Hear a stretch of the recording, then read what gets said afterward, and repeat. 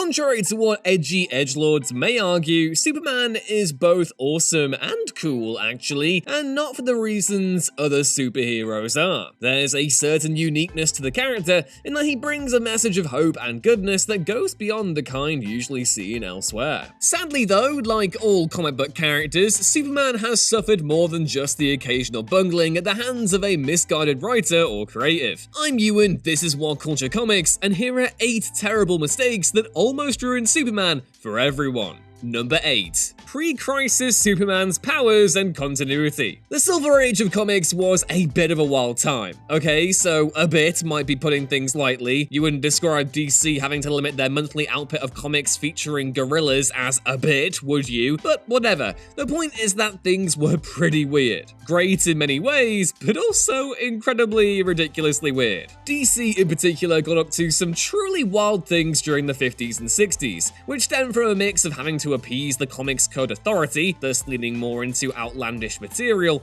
and also the sci-fi craze dominating wider media. Superman, unsurprisingly, was right at the center. As Grant Morrison details in their expert study of superhero fiction, Supergods, which you should all go read, the Man of Steel transitioned from the working-class anti-establishment hero seen in the 1940s to one whose stories entailed, quote, super science fiction about how it felt to be 12. Superman rapidly developed an expanding arsenal of superpowers and supporting characters, each crazier and more colourful than the last, until DC were left with a disparate continuity that eventually had to be axed in 1985's Crisis on Infinite Earths. Crisis gave way to John Byrne's Man of Steel comics, which reimagined Supes with a vision that married the best of the Golden, Silver, and Bronze Age depictions to give way to a version of the character many readers would call definitive. And just to be clear, the Silver Age Superman books absolutely did enrich much of Kal-El's mythology. The issue is that the contemporary understanding of Superman as we know him would never conjure miniature versions of himself to fight crime or shapeshift or wipe people's memories with a kiss. The character has to be vulnerable in some ways, which is thankfully a lesson DC's creators applied to Supes post-Crisis. Number 7. Superman Red and Blue. Now, contrary to consensus, I'm actually partial to a bit of 90s Superman. The mullet is a great look, fight me. Reign of the Supermen is also pretty fun, despite Death of Superman not being all that, and the character also gets his due in Grant Morrison and Howard Porter's brilliant JLA series that kicked off in 1997. However, for all that I can personally extol the virtues of 90s era Supes, there are definitely some,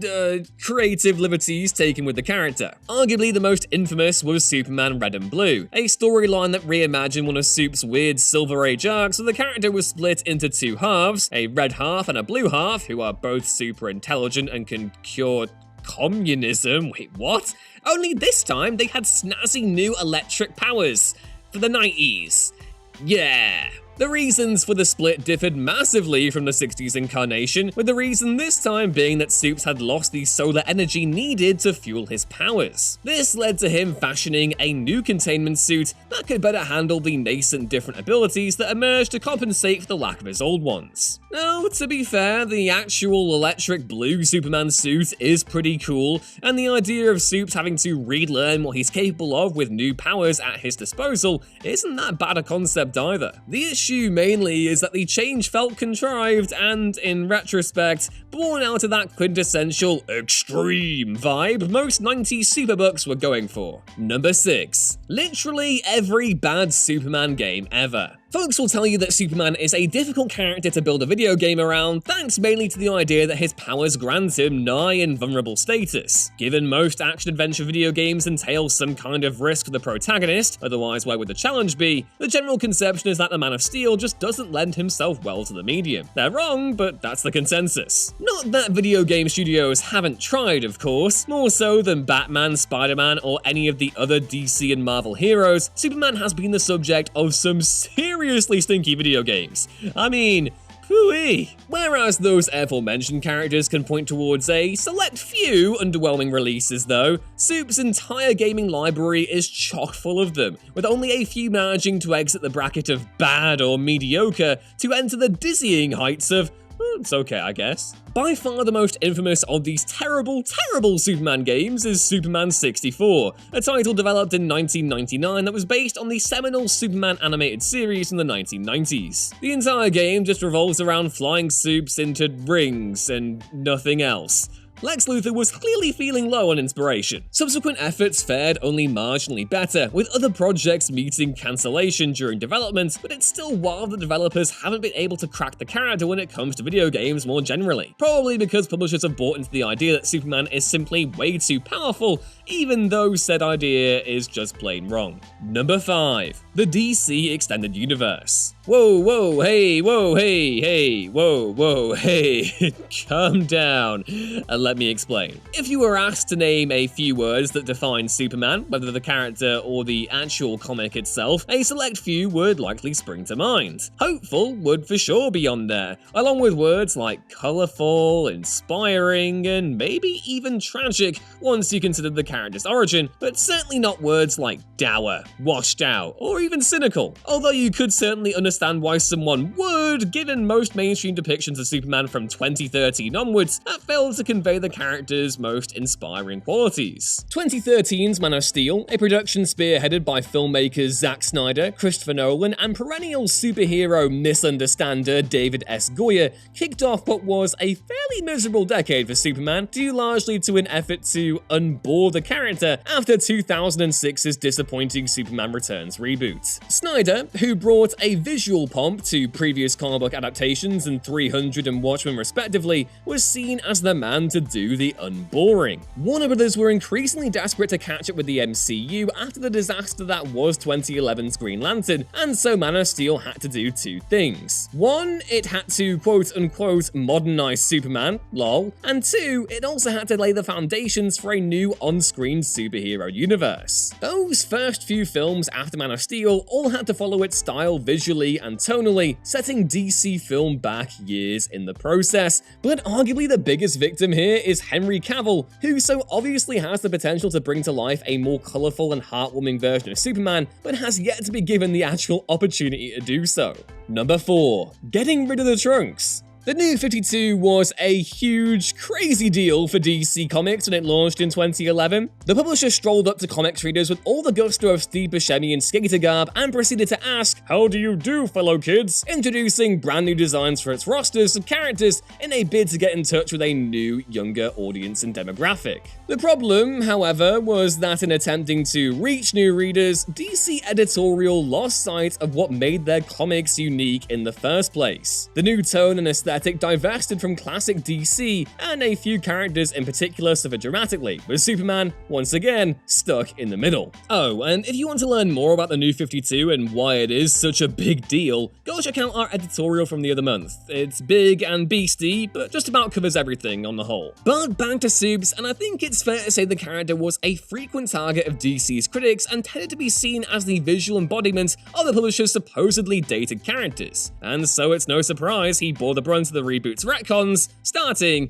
with his costume. The trunks were gone, a more armored look was introduced, and the suit was given a bunch of random lines and accents because detail, I guess. Either way, it didn't work, and in 5 years' time, the entire New 52 experiment came crashing down. Number 3. And all those other New 52 retcons. But of course, the trunks themselves weren't the only things on the chopping block when the New 52 dropped. The entire initiative reset much of DC's continuity back to square one, which meant that some of Soup's most iconic storylines were no longer canon. Among the most egregious changes made, though, involved Clark Kent's supporting cast. In the new continuity, Ma and Pa Kent were killed when Clark was just a teenager, as opposed to the post-crisis canon, which featured Jonathan and Martha prominently until the former's death in 2008. Then there was the character's relationship with Lois Lane. The New 52 did away with that too, along with many other iconic DC relationships, deciding instead to make Supes and Wonder Woman an item, and Lois a passive observer.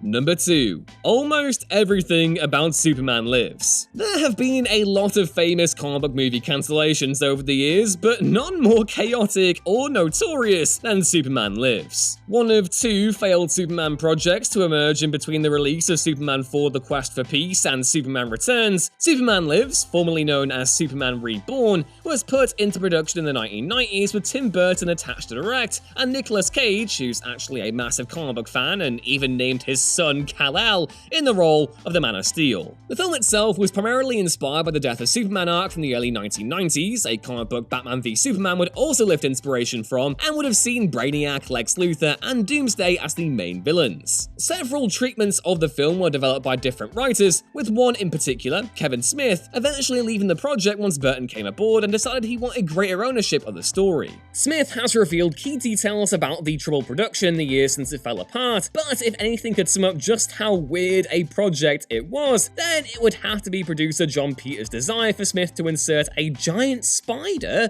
among other offensively reasoned things, into the story. This same spider would eventually show up in 1999's Wild Wild West, also produced by Peters.